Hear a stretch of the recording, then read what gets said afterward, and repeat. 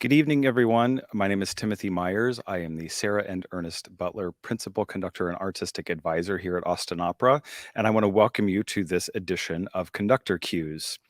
We have a lot of really special things to talk about tonight and a very special guest with us.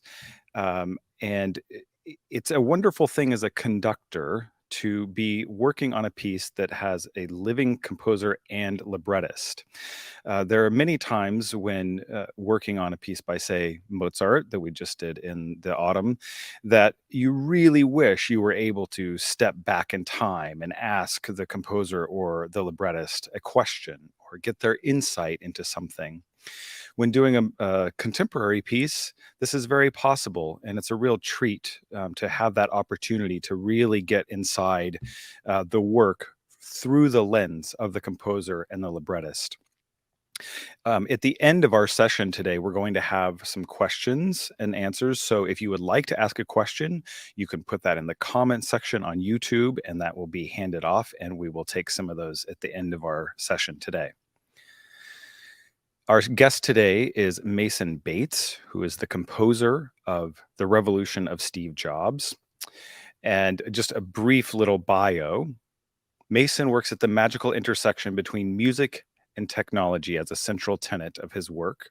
From his Grammy-winning opera, The Revolution of Steve Jobs, to his work as a composer, DJ, and curator. During his term as the first composer in residence at the Kennedy Center for the Performing Arts, he presented a diverse array of artists through his KC Jukebox, using immersive production and stagecraft. His works and his curation are imaginatively transforming the way classical music is both created and experienced. Championed by legendary conductors from Riccardo Muti to Marin Alsop, his symphonic music is the first to receive widespread acceptance for its unique integration of electronic sounds, and he was named the second most performed composer of his generation in a recent survey of American music. I encourage you to go to masonbates.com. It's a great website. You can learn more about him. He really keeps up to date with his work and what's happening there. I should mention that Mason just had the world premiere of his piano concerto this last weekend with the Philadelphia Orchestra, the masterful Daniil Trifonov as the soloist, and conducted by the Philadelphia Orchestra music director, who's also the music director of the Metropolitan Opera, Yannick Nézet-Séguin. That's a co-commission with the San Francisco Symphony. Please welcome to our evening Mason Bates. Hi, Mason. Great to be on this with you. Thanks for making it happen. We're happy to have you here, and I should mention I'm really especially looking forward to you arriving in Austin in several days' time to spend some time with us. And I know we're in touch about other questions remotely, but it'll be nice to have your ears here with us as we put this piece together. Yeah, I mean, it's so cool to come to Austin because, you know, it's a town that is obviously full of music. It's also full of tech. And so it's pretty special to debut this production there with a company that has such a great record of doing this kind of stuff. So thanks.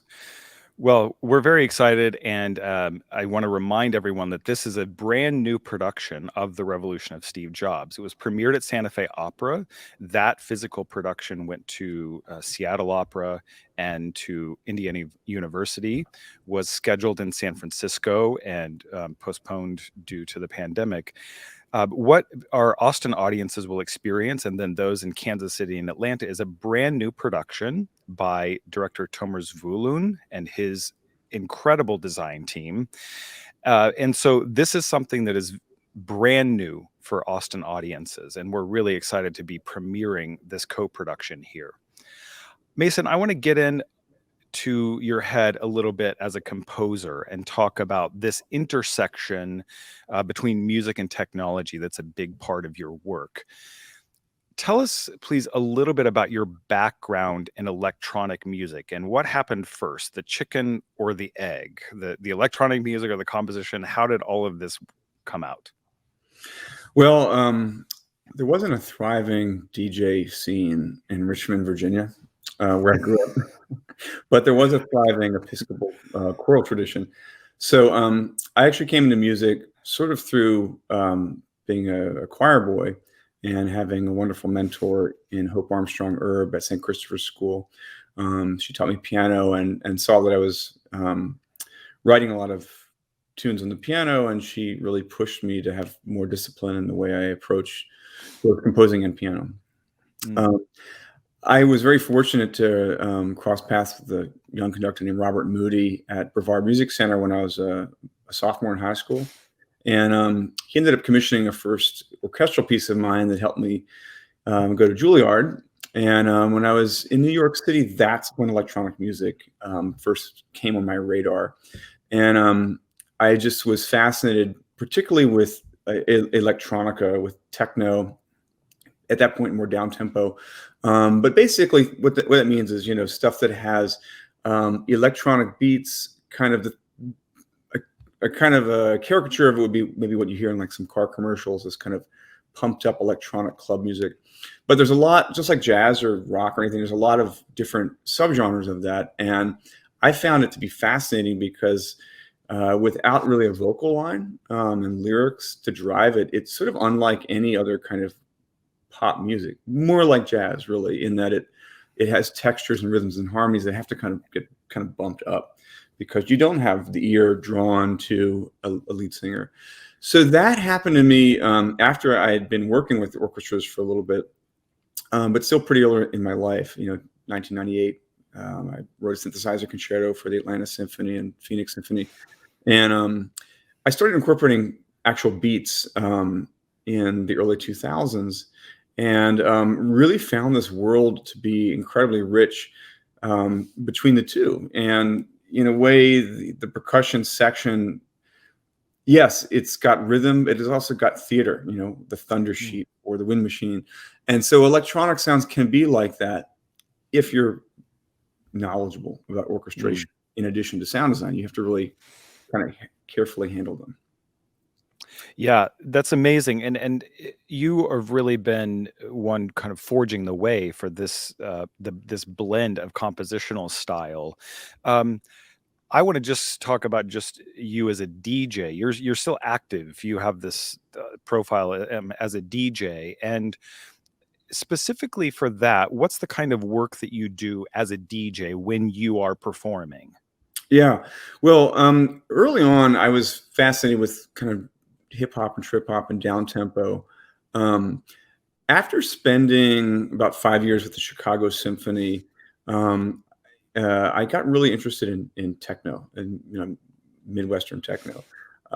Techno is really the earliest kind of electronic dance music. It's a little bit more up tempo, a little more industrial sounding, and so I got interested in DJing that kind of space, whether it be more the softer side of more progressive house to more straight up like tech house. I think Timothy, the thing that I started to realize is that as much as I love just straight DJing a 3-hour set, um, the thing that I really had to offer was this integration, and so I started putting together a little bit more complicated sets where I would have an ensemble of musicians kind of weaving in and out of a DJ set. And that became Mercury Soul, which is a San Francisco based organization that does these they're just really fun parties that, you'll have a full on dance floor friendly set. And then you'll have sort of like brass ensemble kind of gradually come up in the mix. And then it might hand off to a string quartet. And next thing you know, there's a blackout and then they're playing the Stravinsky Concertino or something like that. So that's not for every event, I mean, there was a great event out here where I opened for Moby, and that was just a straight up DJ event where it was a Halloween event. I was dressed as a prison priest and had like a face tattoo. It was awesome. But generally speaking, I find the thing I can really bring to the club space is the warmth of live musicians. And so that integration has kind of been the hallmark of my work, both as a classical composer and as a DJ.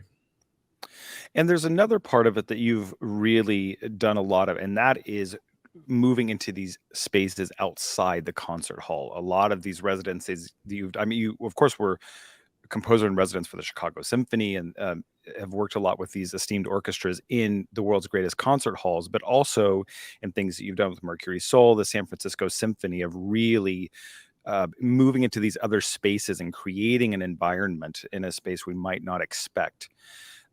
What do you find is the reward and also perhaps the challenge of doing that? That's such a great question, because the rewards and the challenges are both pretty great. Let's start with the challenge. I mean, there's a reason that concert halls are in existence, and they are never going to go anywhere. And it's one of the great elements of planet Earth, really. These incredible orchestras of great engineering of instruments over hundreds of years, they're all fusing together into this giant instrument of the orchestra, and then they're inside this concert hall that's also acoustically engineered to magnify the resonance. The challenge of not leaving the concert hall is that there's a certain formality and certain kind of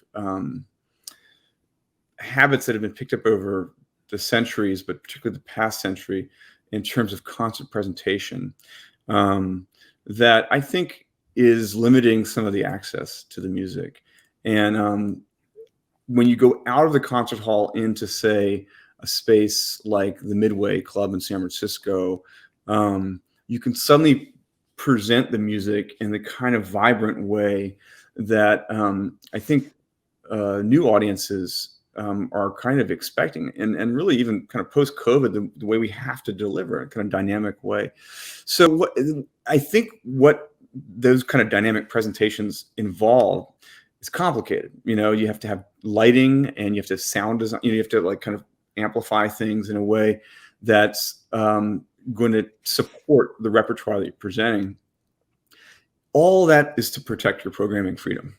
If you just want to have people come into a concert hall, it's going to start to select for like covers of pop tunes or whatever, and which are fine to a certain degree. But if we really want to play some of the interesting music that comes from our history, the rep that we love, and music that has been undiscovered by marginalized communities, that needs a chance in the concert hall, that might not sell right now on a poster, but will when you hear it, I think those alternate venues are amazing. To me, the direction this all points towards is taking a little bit more of the operatic experience. When you go to Austin Opera, you will have a much more dynamic experience than you have in, say, a symphony concert hall. No question, concert halls and recital halls need to have better production.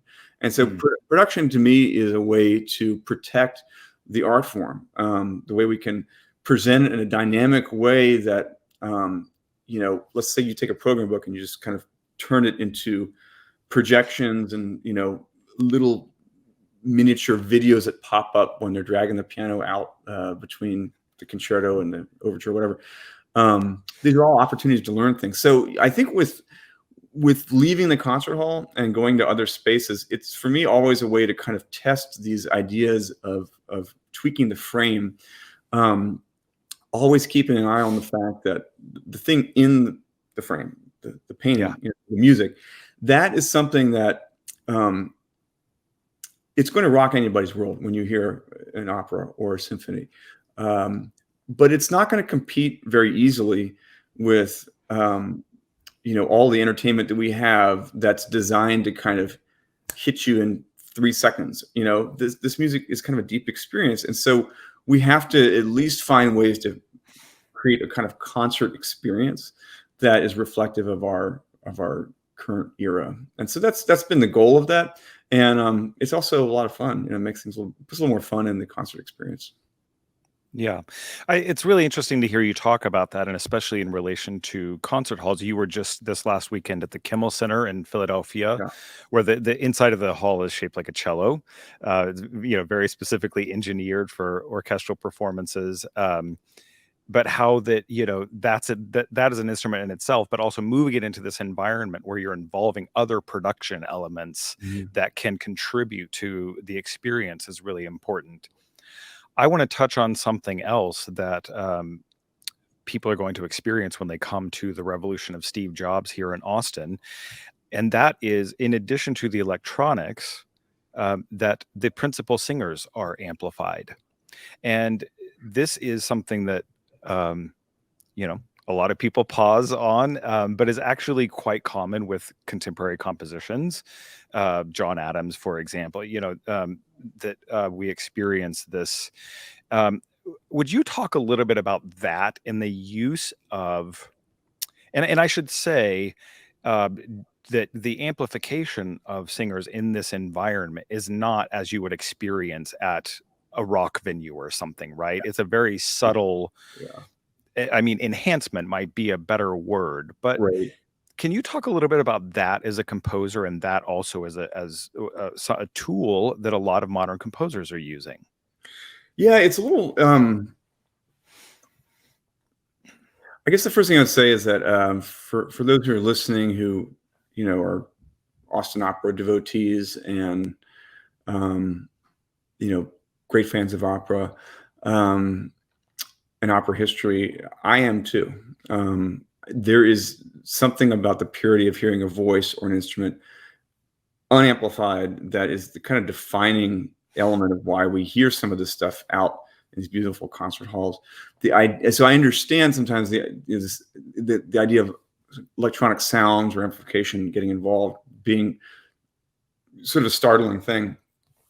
So for me, the number one thing is to respect that it can be a dial and not a switch. Yeah. And for me, the reason to have some slight reinforcement of the singers is precisely because to tell the story of Steve Jobs, we need to have a kind of electronic sound world in some parts of the piece that simply, has to be compensated by some support for the singers. The other thing is that, amplification doesn't really save you if you're not writing sensitively for the voice or for the orchestra. Yes. You know what I mean? There's just only so much. Absolutely. And Yeah. so it's something that, throughout, it doesn't really allow you to just kind of write whatever you want. Throughout the premiere in Santa Fe, it's constantly pulling things back. But it does allow this other storytelling element, which is this realm of electronic sounds to come in. And I'll give you an example. The opera opens with the sound of these kind of early Macintosh computers, everything from just key clicks to like hard drive spinning. And that unfolds into this aria for Paul Jobs, Steve Jobs' father.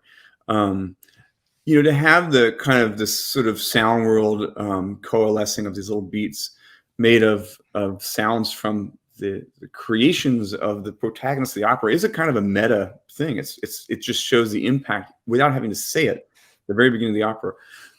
But just having those kinds of sounds in there, those electronic sounds behave a little differently in spaces, and you do need to have just a little. I call it like the wetsuit approach. Wetsuit's not going to save you from drowning, but it might give you a little buoyancy. Another example is a totally different example. Kobun is Steve Jobs' spiritual advisor, Buddhist monk. And when he's on stage, he has a completely different sound world. It's like all these meditative prayer bowls and almost kind of a wind effect. And it's just this kind of netherworld that you could never get from only an instrument. You have alto flute and all this kind of shakuhachi-esque stuff.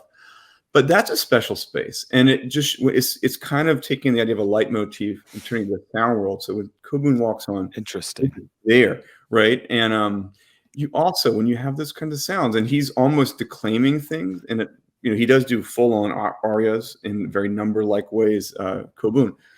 But a lot of times he speaks in almost a kind of conversational way, and it's a bit of the humor involved in that character. You kind of need to have a little bit of support. So to me, it's always been about balancing the new and the old in everything, whether it be the subject matter, whether it be the harmonic language, or whether it be the technology and the stagecraft. And what I love about what Tomer has done with this is that it's got that balance of old and new. Like anybody that loves old opera, I think, will be surprised at how elements of this story are quite traditional in the telling of it. Even though it's a shattered narrative and has these electroacoustic sounds and all that, it's also a number opera. You'll know when an aria starts, when it's over. And that was important to me because I kind of like to have that mix of very old and very new at the same time. Yeah, that's a great point. I want to touch on a couple of things that you did, and just sort of tying up that thought though is that oftentimes, like in a piece like this, is the amplification is really about integration and really creating what you called the sound world, and we're going to get deeper into that. But it also just struck me, when we're talking about it, is that oftentimes opera has been a haven of innovation, right? So Wagner, for example, had this sound world that he wanted to create, so much so that he, designed instruments that didn't exist and built a hall that didn't exist that sounded the way he wanted. And so this is not a new thing in opera to be innovating in how we create a sound world for the audience. That's a good Uh, point. Yeah. yeah, the sound world, since you touched on it, you are masterful at creating this, these sound worlds, and we talk about it a lot in rehearsal here, and how it really moves you through the story. You really know immediately where you are because of the sounds, the textures. You also do use a lot of consistent themes throughout different characters that really help guide the audience or maybe recall a moment by using a certain theme. But I really want to get into sharing some clips with our audience who's with us tonight. And the first one I just thought we would start with, because this immediately gets us into the deep end of the piece, is the rise and fall of Steve Jobs. I should say this is from our friends at Seattle Opera, a recording from their production. And so we're going to have a listen to this, and then we'll chat about it afterwards.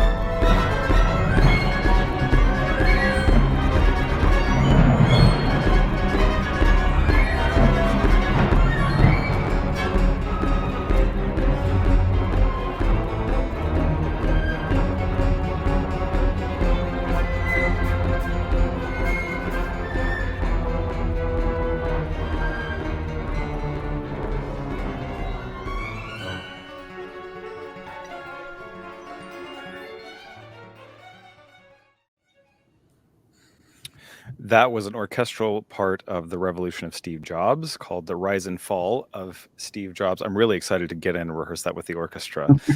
Um, I would love to just talk about that clip a little bit because there's a lot going on, and that's why I just wanted to put it out there. Because of course we do hear some electronic elements in there, but we hear a lot of quite traditional orchestral writing throughout the orchestra, the very heroic brass moments, and there's something else in there that is a very prominent instrument in your opera, and that is the guitar. And I'd love to hear a little bit about that because it's throughout. It's quite a virtuosic part for the guitarist, and it clearly is an important voice in the piece. Tell us a little bit more about that.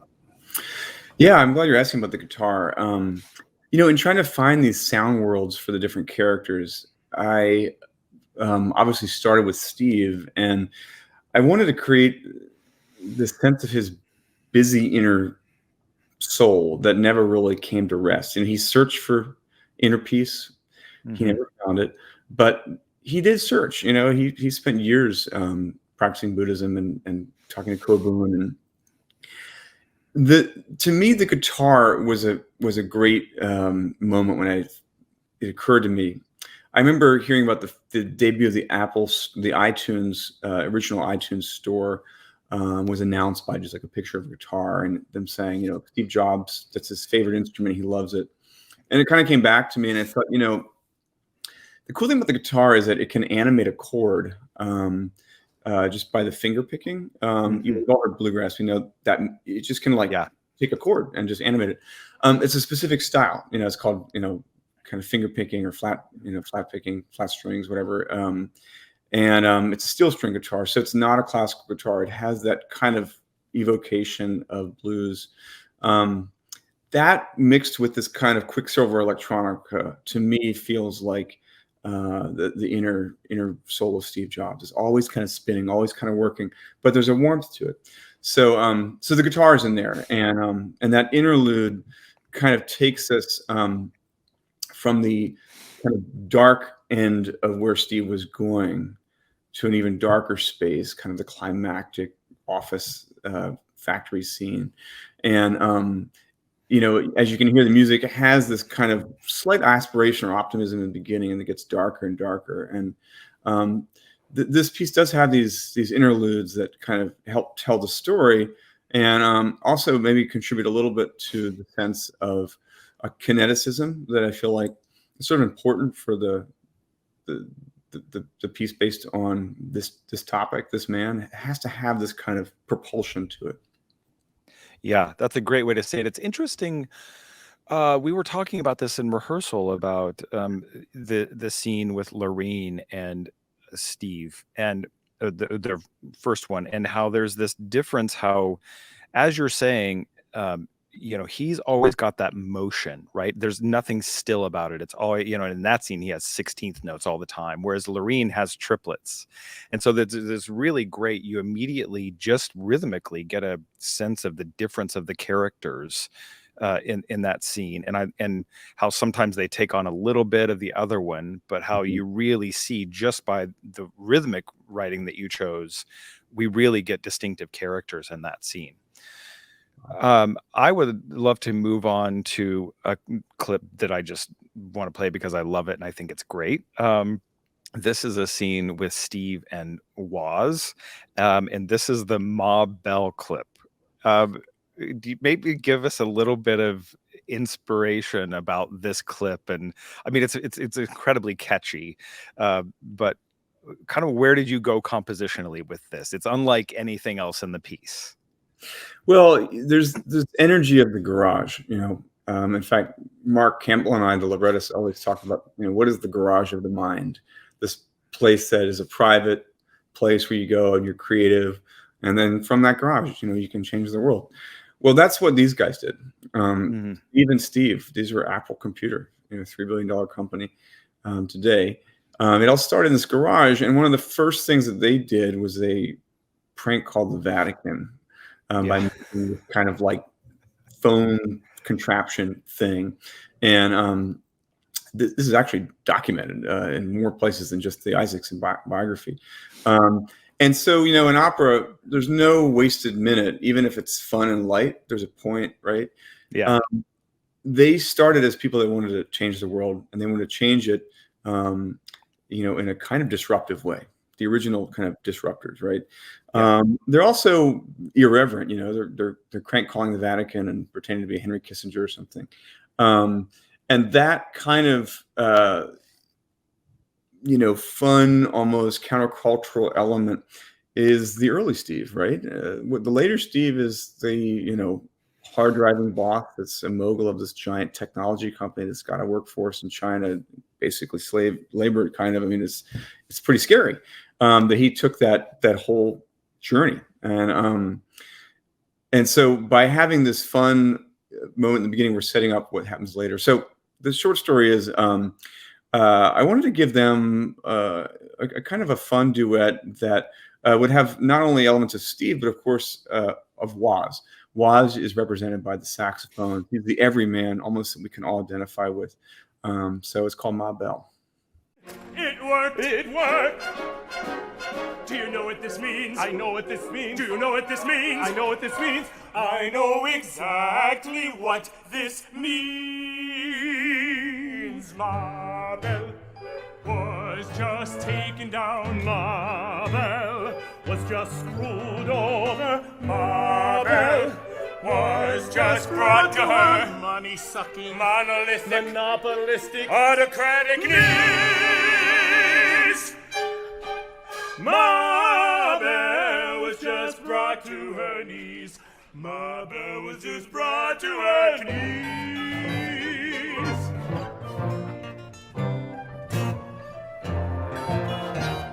That's one for the common people. That's one for Abby Hoffman. That's one for Cesar Chavez. That's one for the troublemakers, rebels, and sinners who keep this planet spinning. For Dylan, for Bob Dylan, Dylan Thomas, Bob and Thomas, rebels, freaks, reformers who keep this planet spinning.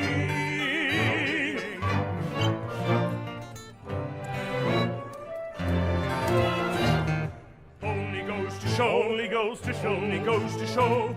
All you ever need to take down the corporate Goliaths, take down the Wall Street behemoths, take down the corporate Goliaths, take down the Wall Street behemoths. Is a decent slingshot, decent slingshot.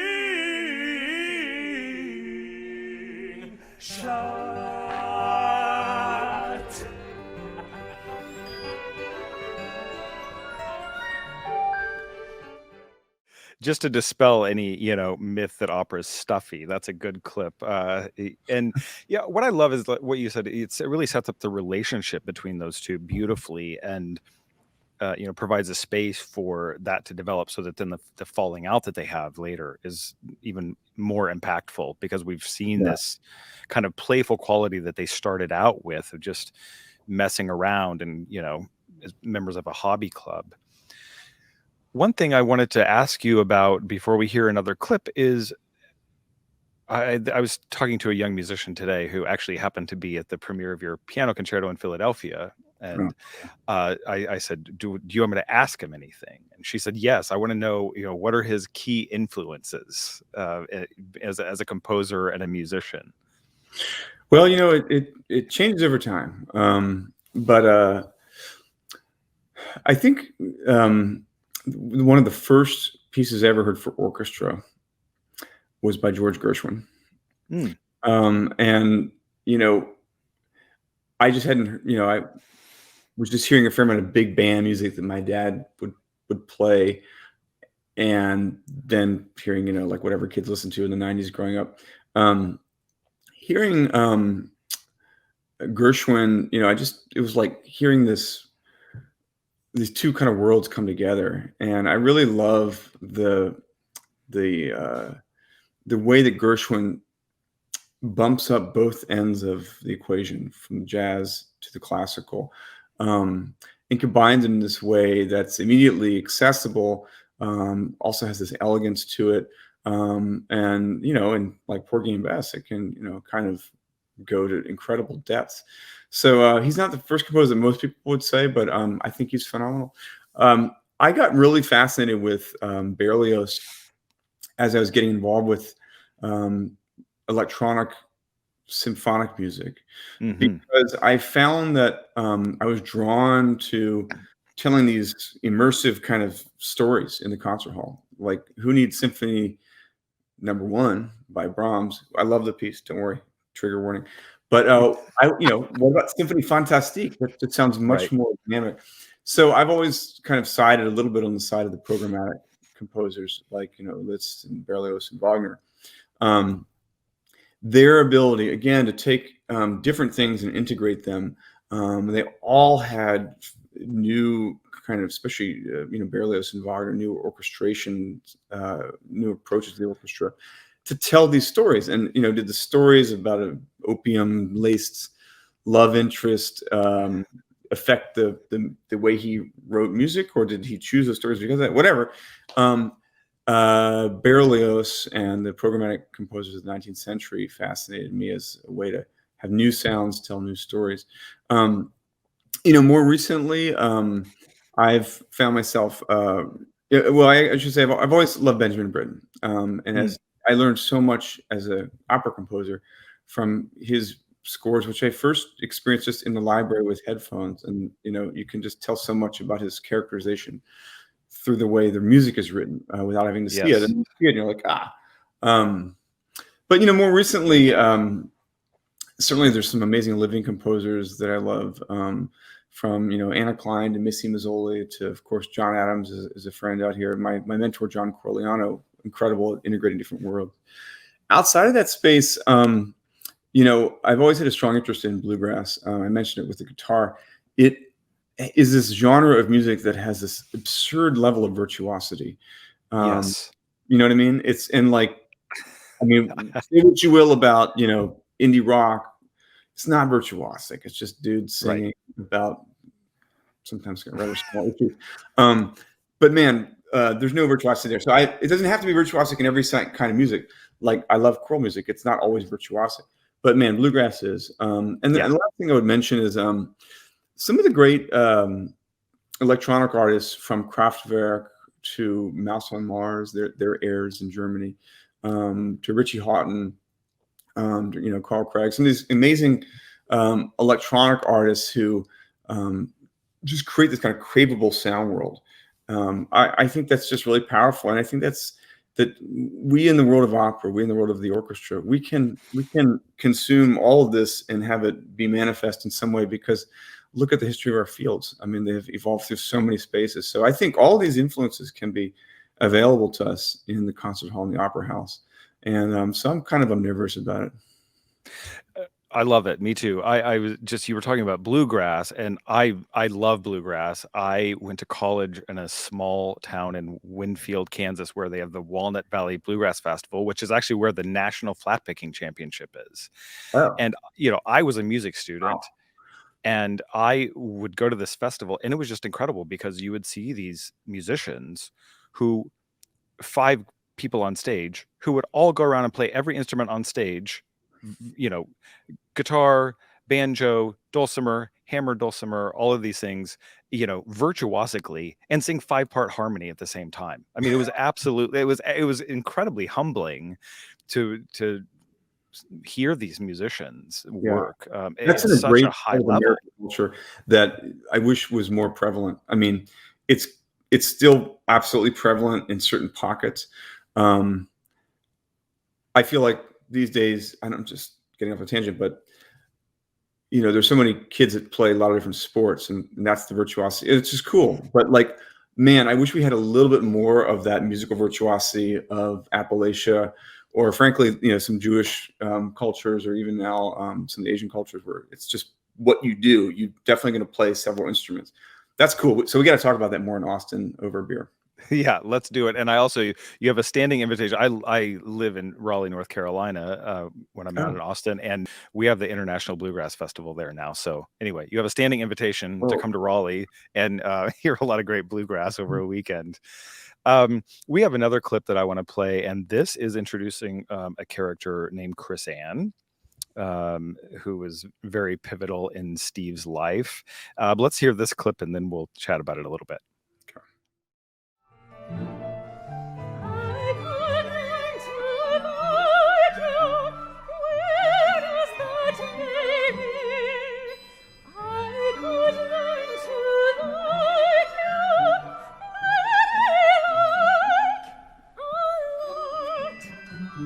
Dropout, jobless, living at home, often distant, often moody, and you don't even know what you want in life. But your brain, it's always clicking, clicking, clicking, clicking, clicking, clicking, clicking, clicking away. You could be a genius, psycho, yet I could learn to like you a lot. These are diets, usually showless, French hygiene, antiperspirant, budding Buddhist,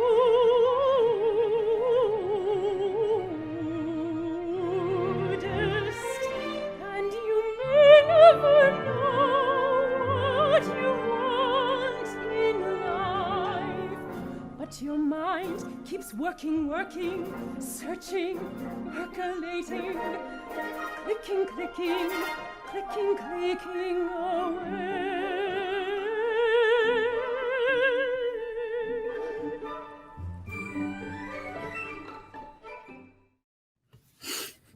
They sound so good.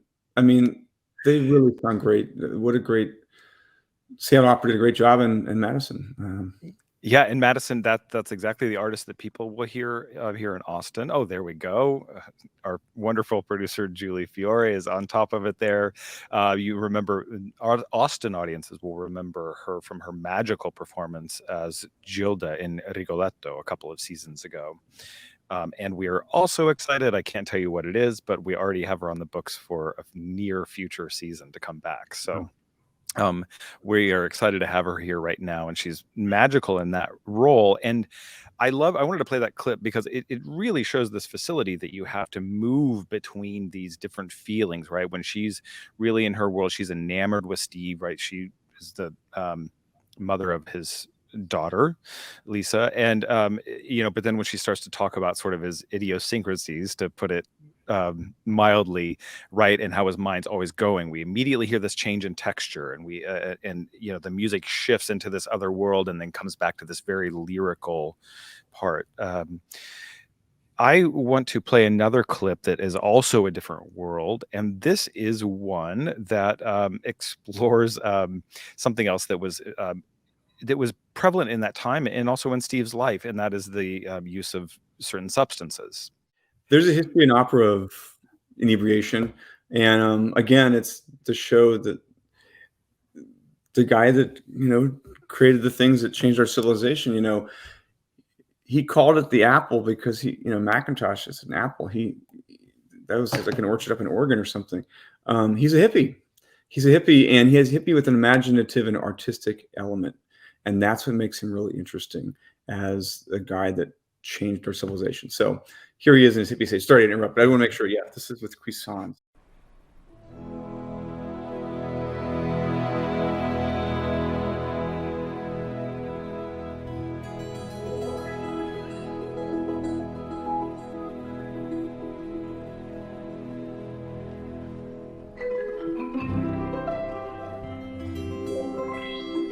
Hear that?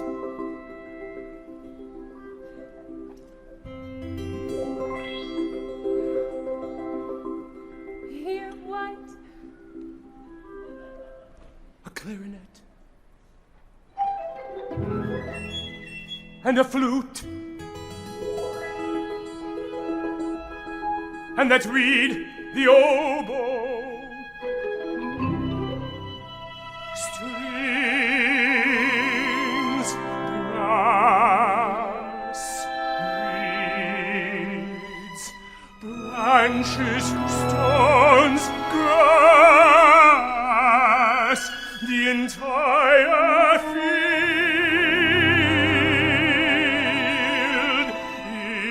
It's playing something, but what's it playing? What is it playing? Bach. Bach. The composer. Guess the drug's beginning to work.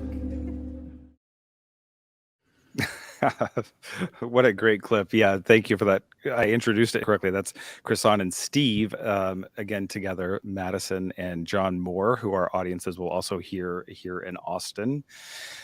And he is doing an incredible job inhabiting the role of Steve Jobs. And I think that's the only way to say it. When you do this kind of role, is you have to inhabit it. And I'm wondering about that from your perspective in writing the piece, you and Mark, starting with a blank slate. And a lot of operas are about figures that we've known in history, or, or allegory for certain things. This is someone who is in very recent memory and, who impacted all of our lives, in ways that are just indelible every day. What's it like to write an opera about that kind of iconic figure? And how do you wrap your arms around that idea and start doing it? It was not my first thought. I was talking to Matthias Tarnopolsky, who's now the CEO of the Philadelphia Orchestra, but at the time he was running Cal Performances, which is this giant, amazing performing arts organization out here, and they'd gotten a Mellon grant, and he said, "Hey, we'd love to commission you to write an opera. Is there something you want to tell us about, that could work?" And I thought about it, and I wanted to tell a kind of California story, and it started kind of on the wrong track. I was like, I want it to be about somebody like you encounter out here who's a creative technologist.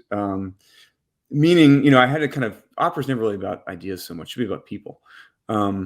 But I love how out here in the Bay Area, there is this, and in Austin and all over the world now in different pockets and growing everywhere, there are people that do creative things with technology. And that he could be a kind of artist that you could consider in the way that you consider, in Death in Venice or Tales of Hoffmann or something, an operatic figure. What makes Jobs really interesting is he's got so many beautiful contradictions. And, in a way that Elon Musk or Thomas Edison don't.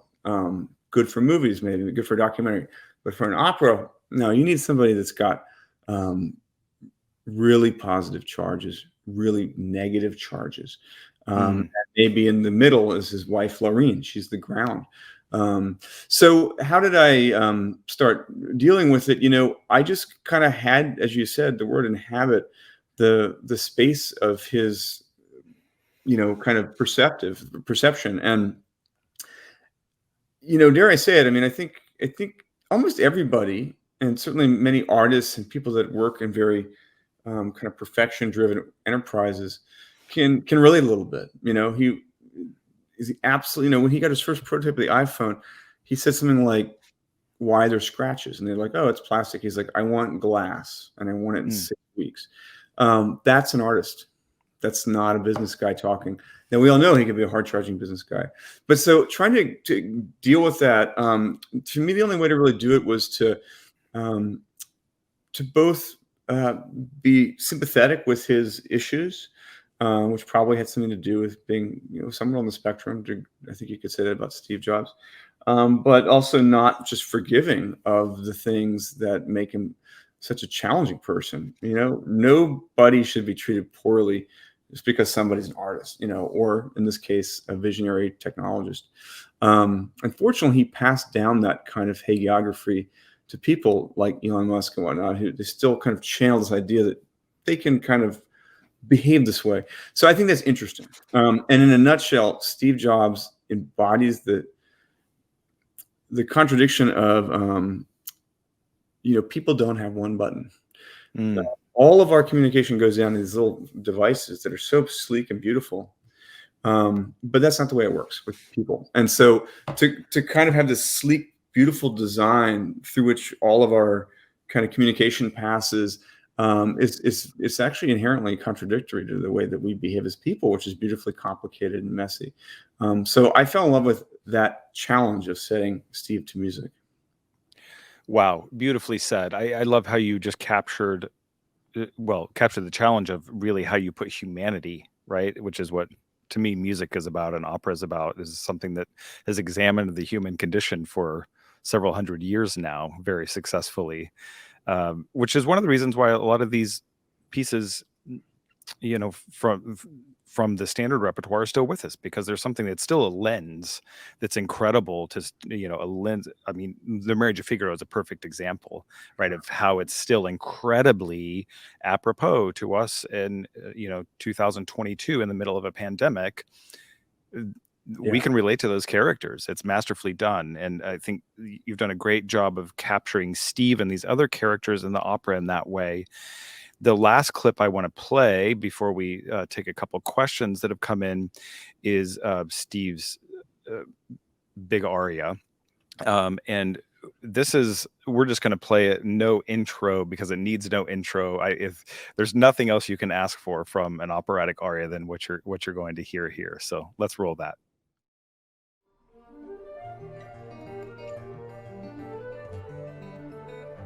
These machines could be something we play,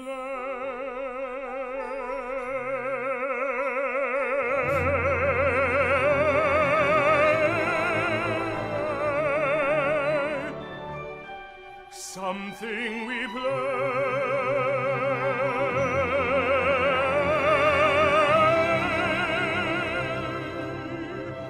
like a violin or a guitar.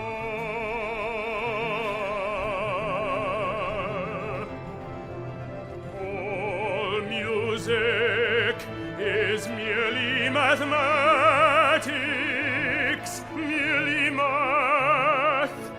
But when we hear music, really listen, we think of God. We think of sunsets, we think of life, we think of death, we think of great sex.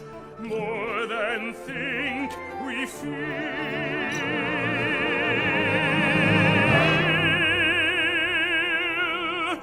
These machines can be the same way.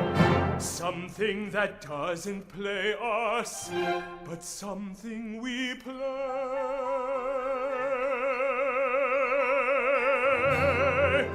Like a clarinet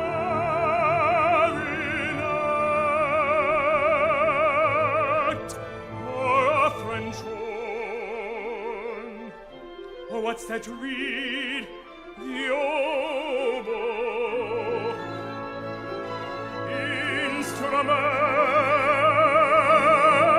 Instruments, musical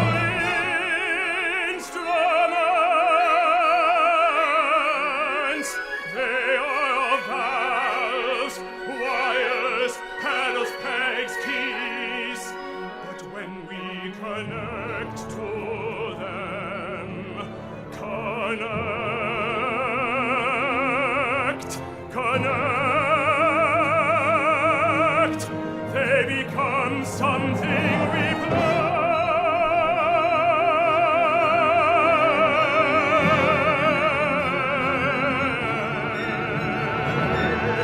Something we play.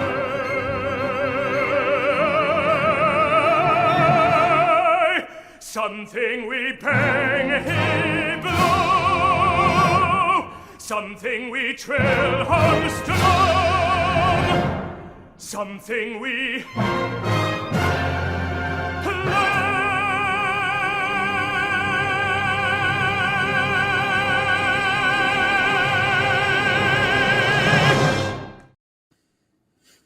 Wow. John sounds great. Wow, they sound. He sounds amazing. I can't wait for Austin audiences to hear him. We staged that aria today, and I'm just saying. I mean, accept this compliment. You nailed it with that aria. It's really great. And Thank you. I can't wait to bring it to life. You know, look at those words. You know, and you heard it in the previous scene. Steve Jobs had this hallucination of these instruments as he's tripping in the field. So later, time passes, but everything is sort of useful to this creative artist, right? He's presented with a motherboard that's ugly by Steve Wozniak in the garage, and he's like, "Yeah, it's ugly." And Steve Wozniak's like, "Who cares? It's a motherboard." And then Cues walks in and says to Steve Jobs, "I'm pregnant."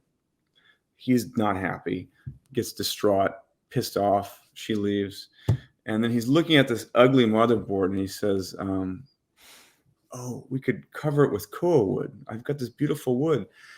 And he initially is trying to hide the messiness of this motherboard, which, you know, also the mother of his daughter, the wife, the girlfriend. But then it turns into not just a control thing, but like this beautiful expression of what we now know of as kind of contemporary design. You know, how to make these devices like something we play. And so the Bach in the previous scene is embedded in the language here. He's imagining, oh, like a flute. And again, there's a bit of a meta quality where, you know, you can fall down the wrong trapdoor trying to mimic things too closely. But I felt like I had to bring these instruments up in a way that was kind of exciting for the audience. You know, oh, they're talking about the flute. Where are we? And it took a lot of work to make that happen. And then the final piece is really working with Ed Parks, who premiered it. And really, you know, it takes a voice that sits in a certain area. And so thank you. I worked really hard on it. And even in the premiere, we ended up changing that. The last line, I think, was just something we play. And Garrett, who's playing Woz, said, you know, I think we need something you could do there. He really needs to get a breath before the last one. Okay, something we bum bum bum, and I think that's kind of what makes working in the world of opera so exciting. That it can have all these different elements, but then you get into the space and you go, oh, and that's what you're doing right now. Yeah, exactly. No, that's a great way to say it. It's an evolving thing. And speaking of, we have an interesting question from none other than John Moore, who commented and said, Mason, how did DJing inform your sound world in opera? Can, quote unquote, mixing real time in the opera house work as opposed to setting a score and following it? This is a really interesting question. I'd love to hear your thoughts. Yeah, I think what, first of all, hi, John. I didn't know you were listening. Great. I'm glad you're on. I hope we didn't say anything stupid, but anyway, yeah, I think there are a couple of different ways that this is where, you know, things from outside of classical music can really impact our field. There are different kinds of mixing. There's, you know, something that's more literal with you've got this and that, but let's take this business of these sound worlds. Let's take a little bit more of a dramatic approach. Sometimes with some of these characters, like when John, I'm going to talk to you, John, when you as Steve Jobs we're first seeing you with Laureen, you know, she's got these oceanic strings that are just like soulful. And Timothy, you mentioned the rhythmic differences of the way she's singing. And John has got this kind of, you know, like more busy plectrum world with a little electronica. And so like, the way that those interact in the opera is a kind of record mixing. Just like when you're mixing two records, you can't just throw two things together. You have to find some connectivity, whether mostly it would be at the beat, right? You're mixing two different kinds of house beats. You can also do pitch matching, but you need to, there's just stuff, you can do it. And so in this case, trying to mix those, I think, would not have occurred to me to do it in that more visceral way, as opposed to, oh, well, let's just transition from this thing to this thing. No, it's like the point of this is that the guy who changed communication has communication issues. And so we're going to dramatize the music of communication. But also, I think you said something about, following a score. I'm wondering if you're thinking there could be more less kind of formalized notation styles. And if you Right. look at the scenes with you, John Moore, and Coboon, those are written not really with meters so much. They're really, and the note heads are just like note heads. And that was redone after the workshop. And Michael Christie and I had talked about that. And I said, I think we could have a kind of Sprechstimme that doesn't necessarily sound like the second Viennese school, but that allows this kind of banter that the Coboon figure has with Steve in a way that's natural. And we want to spend all of our time like screwing around with like recitative rhythms and all that. So that would be an example. It's not really the DJing approach, but I think, just your question about like the following the score or sticking to a locked in score. I think there's some things about that can allow the singers and the musicians a little more freedom. But like all things, you kind of do them judiciously. Yeah, that's a good example of the sort of the amorphous quality of those scenes between Steve and Coboon. We have time for one more question, and I am choosing this one. What's your next opera and where? Well, it's interesting feeling that the second production of Steve Jobs coming out in Austin. It feels like, when you're getting your baby baptized at year one, like it's still kind of such an important baby that I'm not really taking my eyes off Jobs as much. But since you asked, I'm doing a new opera for the Metropolitan Opera. It's called The Amazing Adventures of Cavalier and Clay. And it's by the Pulitzer Prize winning book by Michael Chabon from 2001. And it's a phenomenal story of these two Jewish cousins who are fleeing Nazi Germany, in this case, Czechoslovakia. They make it to America, and they have to. Joe has to make money to save his family. So, because he happens to be an artist, and his cousin Sam is a writer for comic books, they go into comic books, and they end up in the story kind of creating something like a Superman that changes American culture, makes them very wealthy. And they're doing this to save their family. They want to raise money to bring their family out of the World War II situation. So it's got love, it's got tragedy, it's got war, and it's got comic books and art.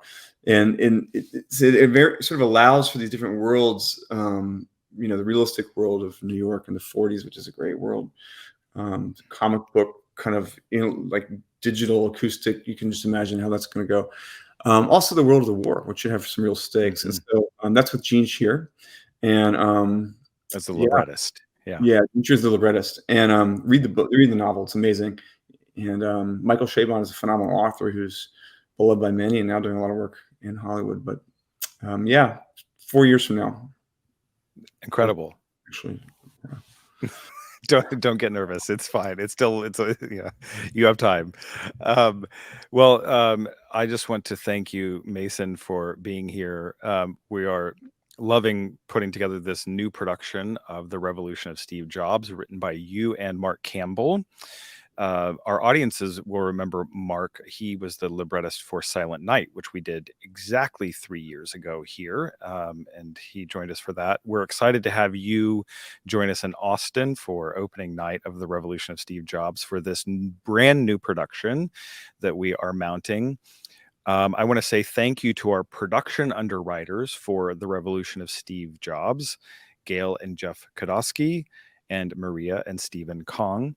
I also want to say thank you to our sponsor for Conductor Cues, HEB. Thank you also to all of you viewers and listeners out there. I hope you enjoyed this conversation. It will be saved and you can watch it again later. You can share it with your friends and your colleagues who might want to know more about the revolution of Steve Jobs and its creation before they attend a performance. Thanks again for joining us, and we will see you on either February 3rd, 5th, or 6th at the Long Center for the Performing Arts for the Revolution of Steve Jobs. Thank you. They become something